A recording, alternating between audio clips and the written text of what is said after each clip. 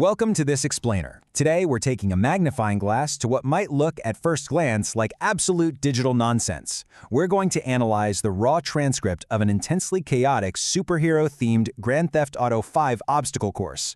Now, you might be wondering how on earth can a mashup of screaming, sirens, and internet soundbites hold any real analytical value? Well, when you actually break down this wall of text, a totally fascinating narrative structure emerges. It's a pure, unfiltered look into the sensory overload of modern modded gameplay.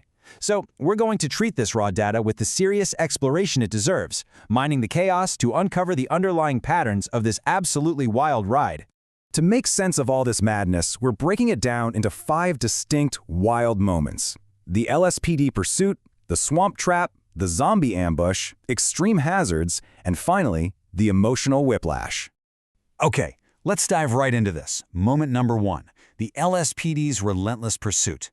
16. Let that sink in for a second. That is the staggering, almost unbelievable number of times the Los Santos Police Department demands the player to stop their car mid-stunt. I mean, keep in mind, the player is supposed to be on this epic superhero motorcycle ride over the sea, right? They're flying through the air, screaming things like bingo, bingo, bingo, and go, go, go. Yet 16 separate times, the digital police force insists on a routine traffic stop. It totally elevates the gameplay from a standard chase into this hilarious, non-stop loop of automated interference. And it's this exact phrase, "Stop your car now, this is the LSPD," that becomes this recurring, absurdist mantra in the transcript. Picture the scene here. The player is screaming, "Oh my God," and "Yeah, buddy," literally dodging death at every turn. And right in the middle of it all, this completely generic NPC dialogue just cuts straight through the noise. It honestly highlights the brilliant dissonance of modded games. You can insert superheroes and totally impossible physics, but the game's foundational programming is still going to politely, yet aggressively, ask you to pull over. Let's move along and see how this builds. Moment number 2, the unexpected swamp trap. So, just as you start getting used to the rhythm of the police sirens and the high-speed jumps, the gameplay completely abandons whatever chaotic logic it had established and throws the player into a sudden, genre-bending trap. Out of absolutely nowhere, right amidst the shouts of "target locked" and "wait for me," comes this line: "What are you doing in my swamp?" Yep, the iconic, totally out-of-place quote from Shrek suddenly interrupts the highway chaos. We basically have to treat the arrival of this audio cue as a fascinating piece of modern internet culture art. It's no longer just a racing game, it's a collage of meme culture aggressively colliding with the player's spatial awareness. 1 second you're dodging helicopters, and the next, you're apparently trespassing in an ogre swamp. Now, what's really interesting about this next part is a tiny, easily missed detail hidden in the thick of the chaos. Amidst all those relentless police warnings, the transcript spits out a completely bizarre variation. Someone frantically says on the radio, "Dr. Cordell, this is the LSPD." So, who exactly is Dr. Cordell? Well, we have absolutely no idea. He is a completely unexplained anomaly appearing entirely without context. Is he a medical professional caught in the crossfire? Some supervillain orchestrating the whole obstacle course? We never find out. Honestly, Dr. Cordell is the perfect example of the surreal, fragmented narrative logic at play here. The game briefly hints at a deeper, hidden storyline, only to immediately bury it back under shouts of "get that garbage out of here" and "wow, incredible." Which brings us to moment number 3, the sudden zombie ambush.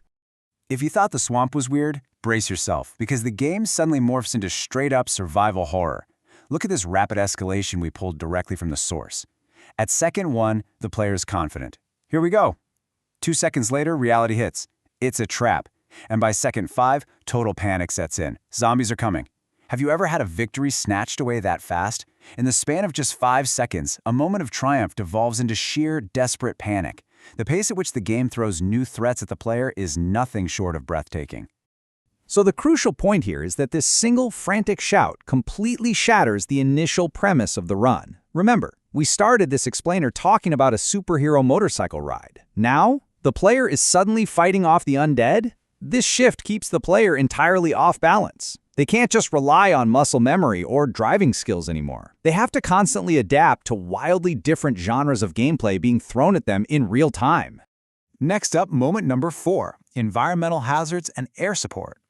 As if the police, the swamps, and the zombies weren't enough, let's look at the sheer sensory overload of the environmental traps and military-grade hazards actively hunting the player down. The transcript literally reads like a disaster movie script on fast forward. The player is simultaneously shouting hot, hot, hot, hot, presumably while driving through actual fire, while also warning of water on the hill. Add to this the terrifying mechanical notification of target locked and the sudden arrival of a helicopter, and you have a masterpiece of digital anxiety.